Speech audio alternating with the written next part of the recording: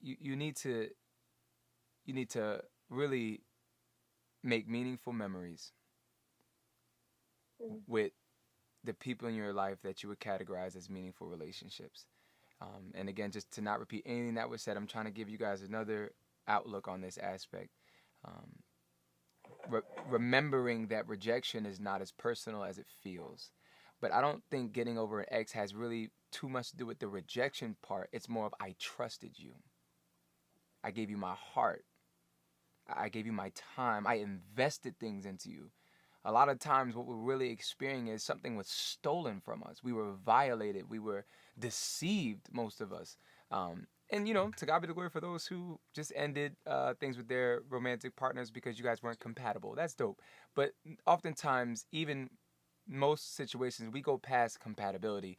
Even when you noticed all the red flags, you still went deeper. Even when you knew it wasn't good, you still said, "No, I'm gonna find good in them." Like, those are real situations. So I would say, you know, forgive yourself for not seeing the signs.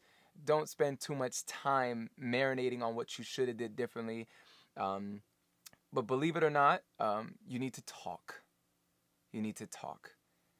But remember that you need meaningful memories with meaningful relationships. So one thing I will say, just to keep it short, because this is such a great question. There's so many things we could talk about, but I'm trying to keep it really short.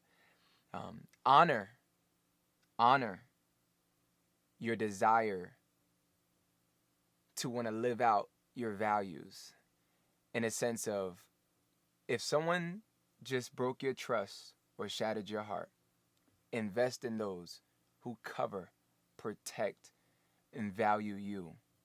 Um, and when you invest in those people that truly love you, that are graced for you, that have been called to be in your life, cry with them, talk with them, go on dates with them. I know that sounds crazy, but it's okay to date your friends.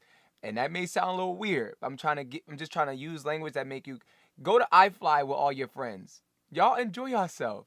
Y'all go to Rita's, do your thing, and listen, have a life and be present for a life that you want to live, but you got to create that.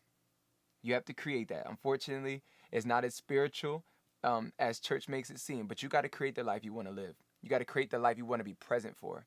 And so, if that looks like meaningful relationships, okay, let's get to the drawing board. Let's talk about the values. What do you want in friends? What do you want in relationships? What do you want your life to look like? And make those investments. And I love like what Sade said. You have to pray. You really do. It's so important. But God can really help you in this process. But get God's perspective about the breakup and the relationship. My pastor always says you have to extract the wisdom from the experience. So don't when you look back, because you will, you're gonna marinate sometimes. Unfortunately, your mind's gonna go places. But try to stop your mind. See, because you can think on these things. You can choose what you want to think about when you're in warfare mode. You have to change your thoughts. So don't try to tell yourself, "Oh, you shouldn't be thinking about the relationship." No, follow your thoughts through. When the thought goes to the relationship, say, what what did I learn from this? How ask yourself real questions to really pocket for the future. Those are get the wisdom, get God's point of view of the relationship, let God minister to you, and so that way when you look back, it's not so much of regret and pain, but it's wow. You might even thank the person because that breakup, what you'll end up seeing was God literally covering you. That He didn't allow it to get as far as a marriage. That He didn't allow it to get as far as deeper covenants. And so to God be the glory for some of the pain we went through. See, only Christians can look back at painful experiences and say, "God, thank you."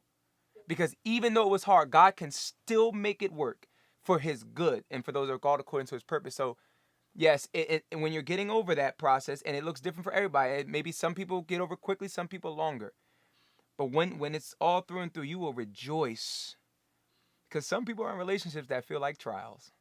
But long story short, I don't want to get too deep. It's just I know somebody on this call needed that because I can tell how the Holy Ghost is just speaking. And I want that person to know you go make some meaningful memories with the people that love and are graced for you. Cry when you need to cry. Talk when you need to talk. But show up for the life you really want to live. And ask the question, are you in love with the person or the thought of what it could have been or what you wanted it to be? That's very critical.